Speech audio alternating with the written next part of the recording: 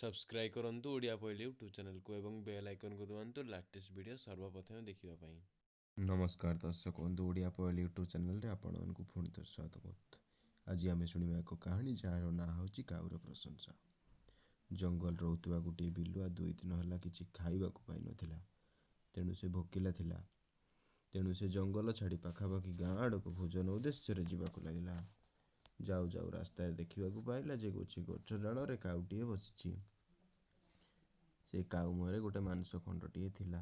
ता देखी बिलुआर मुहर पानी बाहरी गला। से मांस को खाइबा पाई से गोटे उपाय पांचिला जे काउर प्रशंसा करिला। काउ भाई तुमे केते सुंदर, तुमर कला रंग हस्ते केते आकर्षक। तुमे गंगारे स्नान कर बा जमुना स्नान कर, तुमर रंगर कौनसी परिवर्तन हेब नहीं। सतरे तुमे पक्षी मानकर राजा अट। तुमर गीत शत्रु कोइली ठारू मध्य गुणरे सुन मधुर।